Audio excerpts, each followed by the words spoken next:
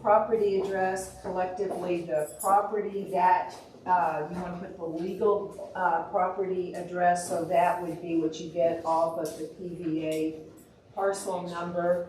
It says in whatever county being, and you list all parcel numbers that are affected, because a lot of times, you know, agents will list 2 or 3 parcels of like land, or if it's a commercial property.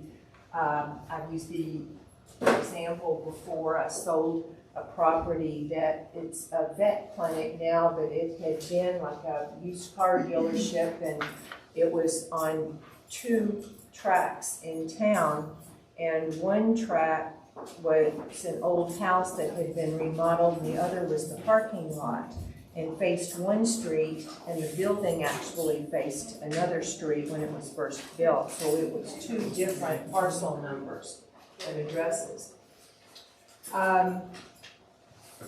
You're going to, of course, check off what stays. Appliances and other items you want to go on. Who's got? Okay. Down here, and I think this may, appliances and other items to remain, so these are the other things, so if there's anything else, you're going to write it in, and then if there's something you want the seller to remove, you write it in. If the property use, and this is more to help other counties where this is more prevalent, but if you're selling like a country property, a lot of times there will be the fuel tank out there, and usually that is leased. And so when you go back to do your final walkthrough, there's no propane tank. Shall convey with the property or shall be removed is leased from a third party, so everybody knows up front. And if you're not used to selling that type of property, it's something that's going to fly for you. You put in the purchase price. The buyer has available funds. You put the escrow amount right here. That's has to be sent to the land group or whoever's going to handle the closing within 3 days from the effective date, which is the last date of the initials or signature on the contract. Seller to pay buyer's actual closing costs. So if you're asking for the seller concession, you're going to put not to exceed and put the amount. It says if blank, then 0. I would never leave it blank. I would put an NA or cross through it or something so that it's not blank. Just a good rule of thumb. Then initials, date, and time at the end of that page. Okay, property address at the top and contract number on each page. Contingencies. Okay, the contract is contingent upon the satisfaction of the following. Okay, it says financing, appraisal, and other. Where it says contingency form number, this would be the contingency forms we've just gone over. Okay, so you would put contingency form name, you know, or what it addresses there. Now, up here where it says financing, contingency, appraisal, what I want to point out here and is where it says financing or appraisal without financing. Why would you want to accept? I mean, there's always loopholes and there's always exceptions, but you need an appraisal for financing, but why would you, for instance, get an appraisal for a cash transaction? Because that appraiser is then representing the buyer and not the seller, and that can cause a problem. So I would just look at that when you accept a contract and they want an appraisal. Because we all know there's certain appraisers that are different than other appraisers. And an appraisal is different than a market analysis. And I've got a listing, I just got under contract last night with, and the problem has been, I've had the listing for months, but the problem has been in the beginning, they got an appraisal and the appraisal was too high. And I've been fighting that appraisal for over 6 months. If the contract is contingent on financing, select what type it is. And then if it's not one of these, then other, and the loan amount not to exceed, so put what it would be, the interest rate, down payment of not less than, so, and that helps with multiple offers, or to tell your seller, of course, how strong the offer is. The contract is contingent on financing or appraisal, then buyer shall order the appraisal no later than, you fill in the number of days from the effective date. Due diligence period, the buyer shall have however many days from the contract date to do their inspections. Check here and initial if the buyer waives all inspections and is taking it as is, and have them initial here. Closing date, the closing of this it's cleaned up. It's easier to understand, and I think it's going to be easier to explain to your buyer. And you definitely want to explain this, because what's the secret to keeping a contract together to closing?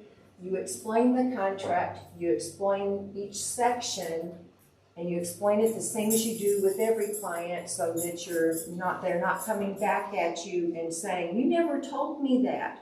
Well, you explain it the same way every time, and you say, oh yes I did, don't you remember I said blah blah blah. You're saying the same thing, you're scripted every time. Due diligence period, the buyer shall have blank days from the effective day. Okay, we went over that. Closing date. The closing date of the transaction shall occur on the 5th day of May, or the closing of this transaction shall occur no sooner than nor later than from the effective date. Any dates, time. So it's kind of like what I say with the present contract is the baby is due on blah, blah, blah. The baby could come early if everybody's in agreement, or the baby could come late, in which case we've still got a contract. I mean, that's what I say right now. So I would look at this one pretty much the same way. Closing shall be calculated from the last date provided in this range. If buyer and seller cannot mutually agree upon a closing date, the closing shall occur on the last date provided in this range, the baby's due date. Okay, deed, the deed to be delivered at closing pursuant to Section 8 shall be a deed of general warranty. That's your highest form of home ownership, unless the parties to the following check the following and initial, in which case the deed shall be a special warranty deed. Special warranty deed is the kind you get when you sell property that's foreclosed on, a bank-owned property. Check here an initial if the special warranty deed is to be delivered at closing. So just so you know, that's when it would be. All right, I want to go down some here.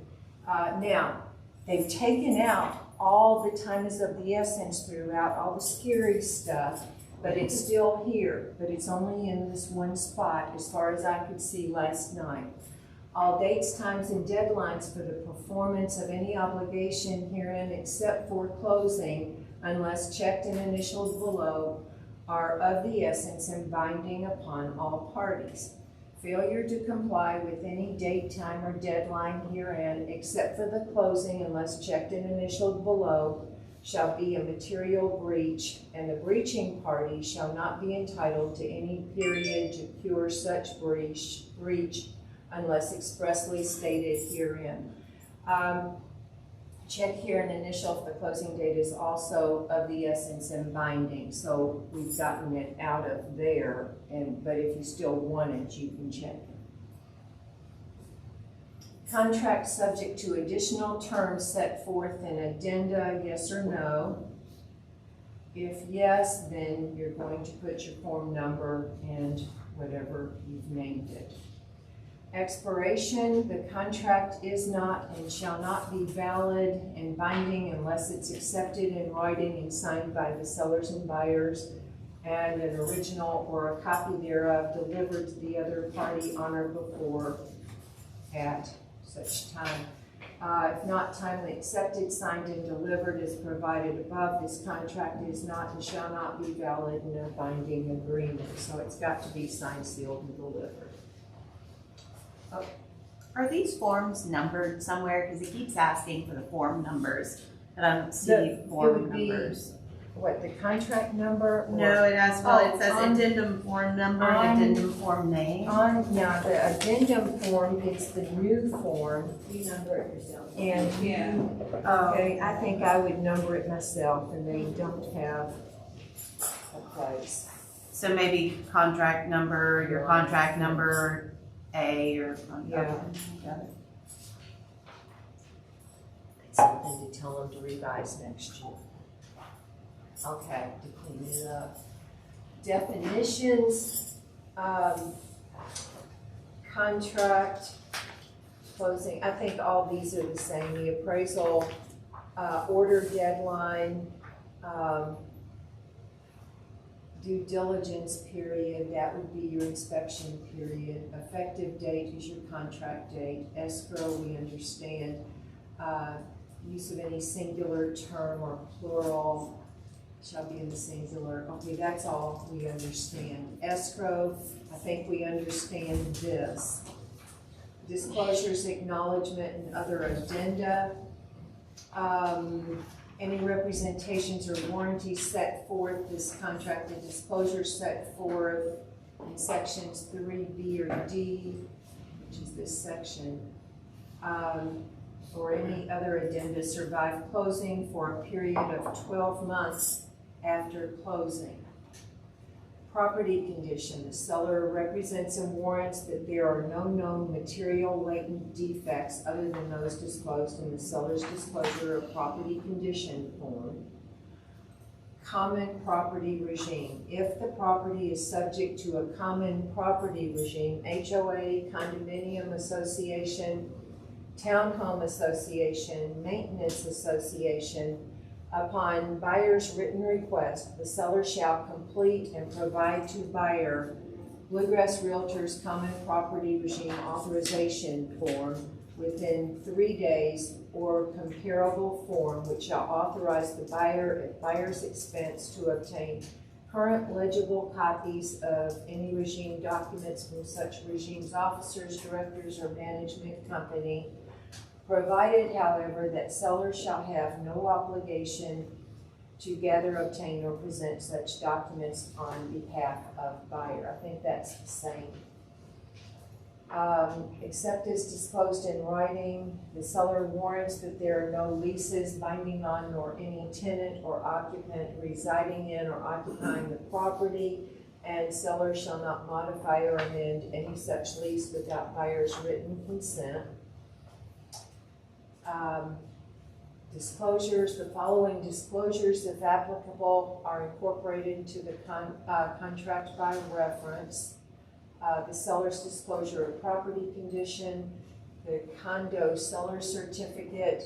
If it's a condo and a seller certificate has not been previously provided by seller, the seller agrees to immediately request a condominium seller certificate at seller's expense and provide it to the buyer. Fair housing disclosure, I think we understand that.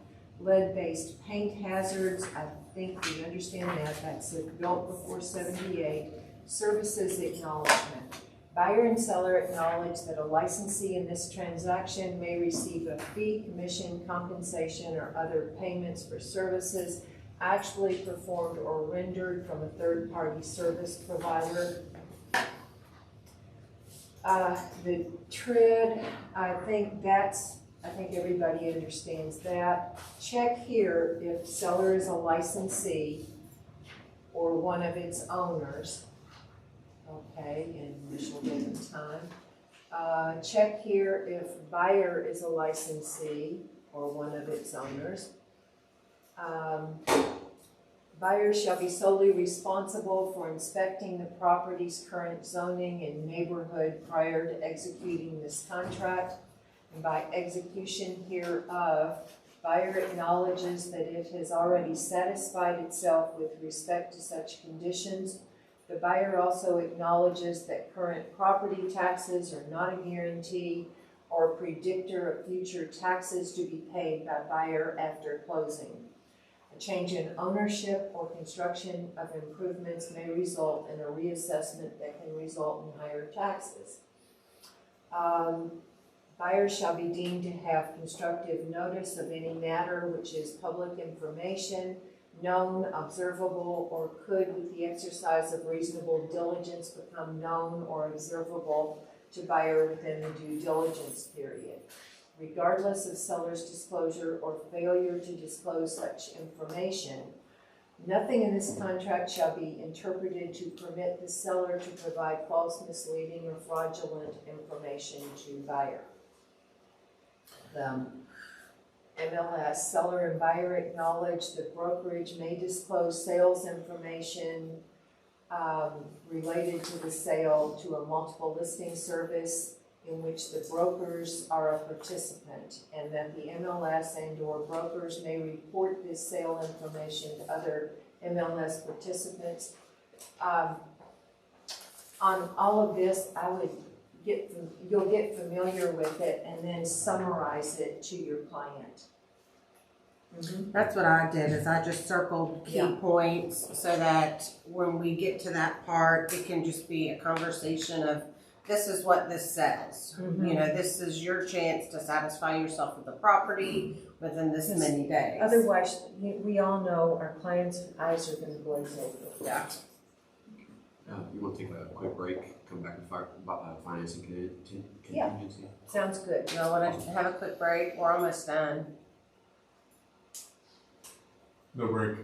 No break? No break? Power Keep through. trucking? Okay. Robert says If we're power almost through. done, yeah. All right. Okay. Financing contingency. If the financing contingency is selected, section 1, the buyer's obligation to close is contingent upon the appraisal contingency in section 5 and the following. The buyer should take all steps necessary to lock in the interest rate within 7 days of effective date, and shall otherwise take all responsible steps to pursue loan approval in good faith. The buyer shall keep the seller informed of the status and progress of the loan, and to timely respond to seller inquiry into the status of the loan. If the buyer elects not to timely lock in the interest rate, the buyer assumes all risk of the final loan interest rate being higher than the interest rate set forth in section 1. B, if the buyer does not obtain a loan on the terms and interest rate or better set forth in section 1 to buyer's satisfaction before the end of the due diligence period, or if buyer has waived the due diligence period within 7 days of effective date, the buyer may terminate the contract pursuant to section 9A by providing notice of termination to seller.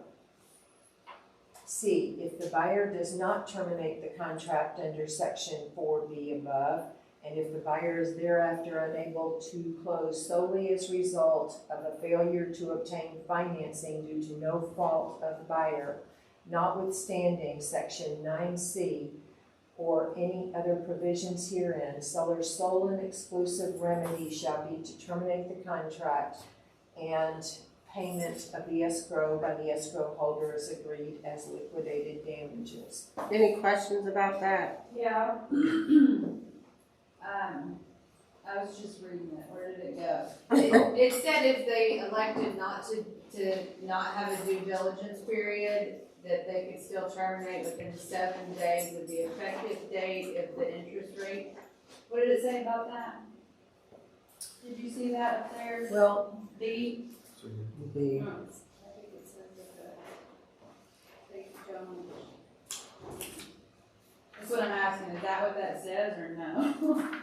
I mean, that's how I read it. If the buyer waived the due diligence period, they have 7 days from the effective date. If they don't lock in that rate and it goes sky high or something and they wanna terminate, And they still get their earnest back, right? Cause it's 9. cause it's within that 7 days. The earnest money, This is something I okay, think if they it's changed. if it's in the, due diligence period, which is the inspections and all that, But it's saying if they waive their, They if waive. they waive it, they're gonna forfeit their earnest money. but it's not what that said, right? But this is saying they have 7 days from the effective date to terminate if they didn't sign if they didn't set a due diligence period.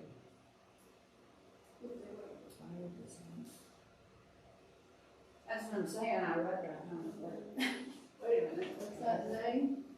So that gives them the 7 days to lock the rate.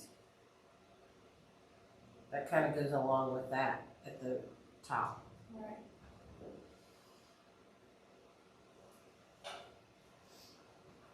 Okay, in the present contract, it's 5 days to lock in. Mm-hmm. So that's changed to the 7 days. The Mhm. effective date is the contract date when all Mhm. initials and signatures are there.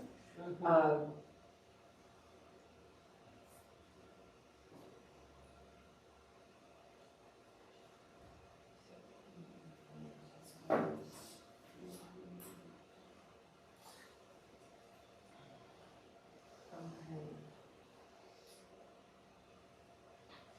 We're talking about getting their earnest money back, right? Yeah, well, we're talking about their ability to terminate the contract based on. If they waive their due diligence period, Mm-hmm. and their rate isn't what's on the contract, does it say higher or interest rate or better, set forth in section 1, then they can terminate, and I think if they're earnest, but I'd have to read 9 to remember. It sounds like they could, I mean, that, But isn't that why you always kind of write it a little bit higher than what? You should I write always your, write it higher you than should the write case. your interest rate just a tad Wouldn't that higher. just be the Uh-huh. same scenario? Yeah, I think that would be the same scenario. The difference is the earnest money, Right. huh? Okay. It just took me by surprise, because I never heard anybody mention that, even in the. I'm trying to think because they've cleaned this up since the last version. it gives the buyer the option to terminate. Well, they have the option during that option period. They seem to have taken out option period, or, yeah, didn't they call it option period before? Maybe. So if they don't have the due diligence period, they still have 7 days, but even if their financing has to be locked in with 7 days. So it just correlates with what it says at the top of A, is how I read Yeah, that. I'm just concerned about the earnest money. I think they get their earnest money back I think so. during the due diligence period if they want to, but if they waive the due diligence period, then it sounds to me like they're gonna lose it. So you've gotta be real cautious there. No, but it says the buyers have waived the due diligence period within 7 days. And then buyers may terminate this contract. It That says, means they'll get it, right? It says, buyer may terminate this contract pursuant to 9A by providing notice of termination to seller. Go over to 9A. Yeah, on 9A, I think it says the hold, the escrow holder to the bond. Okay, wait. Termination of cause. If the party is entitled to terminate this contract the terminating party may terminate the contract by timely sending a notice of termination to the other party, and upon the sending of such notice, this contract shall be terminated. In such event, the party shall execute a written acknowledgement of termination and release of the contract in a form, blah, blah, blah, or as agreed by the parties, and upon execution of such release, the escrow shall be refunded by the escrow holder to the buyer. Okay, so there's our answer. Okay, so go back up there to the other. Any other questions about this section? Because it is, So if your buyer loses their job 5 days before closing and can no longer proceed, they lose their earnest money now? Yes, yeah. it really, I mean, it puts their feet to the fire a little bit of not going out and buying cars and doing things crazy that could cause their financing to fall apart. Well, Job loss is a very, It happens. it does happen, and at that time, I'm assuming people can. But it's also, the seller accepts the earnest money as liquitated damages. Yeah, so they shouldn't be pursuing That's time it, off market. I mean, it's Yeah, sure. unfortunate, but it's. but it does happen. Okay. So any other Any reason? other questions, Angie? So what I'm understanding here is that the buyer can get their escrow money back as long as the release is signed within the first 7 days. Or That's. Only if the For interest financing rate. interest rate. And that Yes. they wait their due diligence period. Did it say they wait? Yeah, so say they, as an example, and correct me if I'm wrong on here, they've got 7 days to lock in their interest rate, and let's say they wait 7 days, they start interviewing different loan officers and for interest, shopping interest rates, and so they've kind of used all their time up, and the interest rates have gone up, and they can't find what they like, they can get out, they can terminate the contract within the 7 days or after? within the 7 days.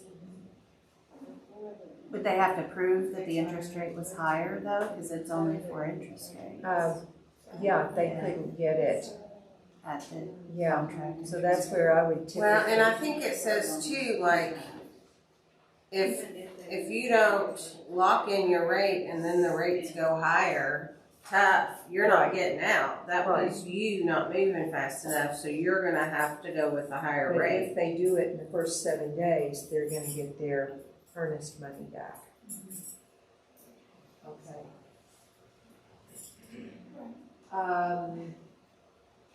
Where did we leave off? On I think we're on 4C now. 4C. If the buyer does not terminate the contract under section 4B above, and the buyer is thereafter unable to close solely as a result of a failure to